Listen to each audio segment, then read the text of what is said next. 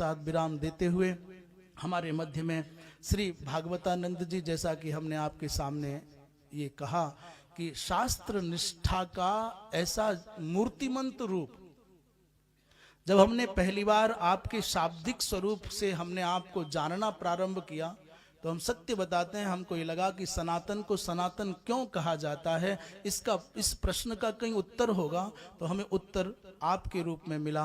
आप जैसे अनेक लोग अलग अलग केंद्रों पर बैठ करके इन संभावनाओं को जीवंत रखते हैं कि सनातन वास्तव में सनातन है, शाश्वत है, शास्त्र निष्ठा का क्षरण हो सकता है। सनातन धर्म के मूल सिद्धांतों के प्रभावी रूप में कुछ न्यूनता देखी जा सकती है, पर उसे मिटाया नहीं जा सकता। जैसे बादलों के द्वारा सूर्य को आच्छादित तो किया जा सकता है, पर नष्ट नहीं किया जा सकता।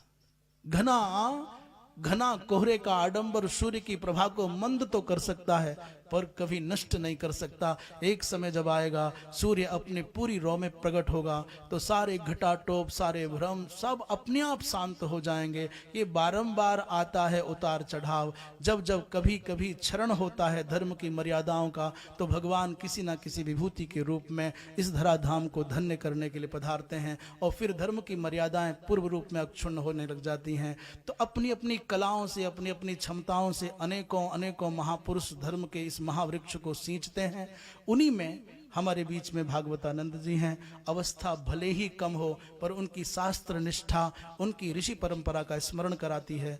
हम आपसे भी अनुरोध करेंगे कि समय की तो कोई बाध्यता यहाँ वाले लोग बतावें, पर अपने ज्ञान के समुद्र में से कोई एक पवित्र मोती जो जीवनोपयोगी हो सब लोगों के, वैसा कोई बहुत संक्षेप में सार गर्भित उद्बोधन दे करके इस सभा को आप आह्लादित करें। हमारे बीच में भैया ऋषि तिवारी जी बड़े विद्वान हैं, बड़े अच्छे संस्कृत के कवि भी हैं। आप भी पधारे, हम आपका भी स्वागत करते हैं, आपके समग्र परिकर का स्वागत करते हैं। हर हर महादेव।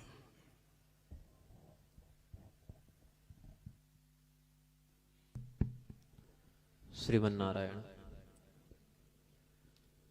वसुदेवसुतं देवं कंसचाणूरमर्दनं देवकी परमानंदं कृष्णं वंदे जगद्गुरुं। समुपस्थित समस्त पिंडस्थ महात्माओं के अंतर्निहित नारायण को हम प्रणाम करते हैं। आदरणीय स्वामी जी से मेरा भौतिक परिचय 2017 ईस्वी के माघ मेले में प्रयाग में हुआ था। उसके बाद से स्वामी जी का अनुग्रह मुझ पर निरंतर रहा है, प्रत्यक्ष भी और परोक्ष भी। सिद्धांतगत संबंध का यही लाभ होता है कि शास्त्रीय मार्गदर्शन में आपको अगर कहीं किंकर्तव्य विमूढ़ता की भी प्राप्ति हो जाए तो गुरुजन उससे उबार लेते हैं।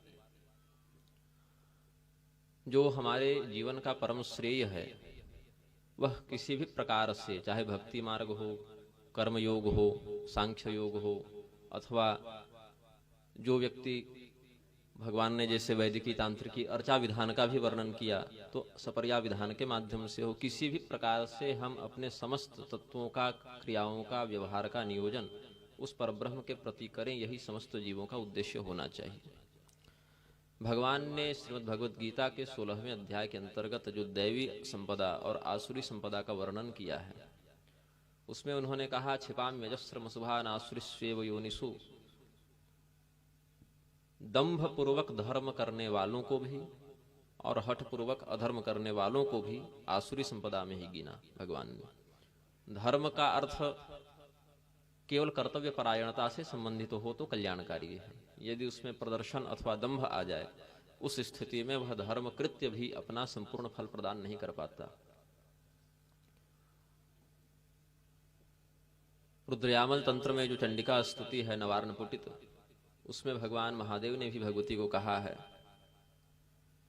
तेषामंतक रूपिणी, आप उन लोगों के लिए अंतक रूपिणी मतलब यमराज के समान हो जाती हैं जो दंभ पूर्वक यज्ञ दान आदि का आश्रय लेते हैं। अर्थात यज्ञ दान आदि भी हमारे लिए सकाम बंधन में होकर प्रदर्शनात्मक नहीं होने चाहिए। यदि कामना भी हम करें तो किसी श्रेष्ठ तत्व की कामना करें। यदि लोक की कामना भी करनी है तो परम लोक की कामना करें।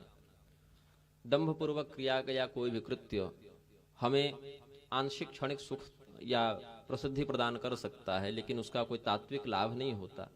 जिस प्रकार से जुगनू के माध्यम से कुछ चमक प्रकाश दिख जाती है, लेकिन वह प्रकाश किसी उपयोग में नहीं आ सकता। स्वामी जी ने जो श्लोक बहुत सुंदर बताया अभी, सदैव देव भगवान प्रतीक्षताम, पर इन्होंने कहा, मेरे गुरुजनों ने बचपन में मुझे उपदिष्ट किया था श्रीमद् भागवत का और श्रीमद् भगवत गीता का एक श्लोक भी कोई उसको नित्य कैंकरी में स्थान दे देना है कि मुझे इस श्लोक की भावना का आश्रय लेकर या इस श्लोक के आधार पर अपना जीवन व्यतीत करना है। तो उसमें स्वतंत्रता थी, कोई भी श्लोक आप चुन लें।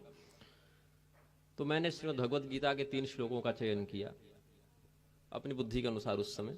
कार्पण्य दोषोपहत स्वभाव, एक ये श्लोक, इससे क्या होगा, भटकेंगे तो भगवान संभाल लेंगे, शिष्यस्तेहं साधि माम त्वं प्रपन्नम। दूसरा, तस्मात् प्रणम्य प्रणिधाय कायं प्रसादयित्वा महमीस्मिड्यम, कि गलती हमसे हो गई तो भगवान क्षमा कर देंगे, पितेव पुत्रस्य सखेव सख्यो। और तीसरा श्लोक यह, किरीटिनं गदिनं चक्रहस्तम इच्छामि त्वां द्रष्टुमहं तथैव, इस जन्म में, लोक में, लोकांतर में, जन्मांतर में, लेकिन कभी दर्शन दे दीजिएगा। ये 3 में भाव चुना और श्रीमद् भागवत के 3 श्लोकों का चयन किया जो मेरे नित्य पाठ में भी सम्मिलित हैं, त्रिकाल में सम्मिलित हैं। सदैव देव भगवान प्रतीक्षताम, जो पितामह भीष्म का भाव रहा कि भगवान हमारी प्रतीक्षा करें जब तक हम इस भौतिक शरीर का परित्याग न कर दें। दूसरा, त्रिभुवन कमनं तमाल वर्णम, भगवान का ध्यान हो गया।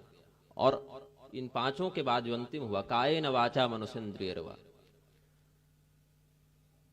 तो हम यह समझते हैं कि किसी भी प्रकार से अपने समस्त कर्मों का परम तात्विक नियोजन पर ब्रह्म में करने से वह हमें कर्मानुबंध से बचा लेते हैं। कर्मानुबंध ही पुनर्जन्म का निमित्त बनता है, और कर्मानुबंध से यदि बच गए, कर्म से तो छूटेंगे नहीं, क्यों नहीं छूट सकते। नहीं कश्चित् क्षणमपि जातु तिष्ठत्य कर्मकृत, बिना कर्म किए तो नहीं रह सकता कोई भी चेतन।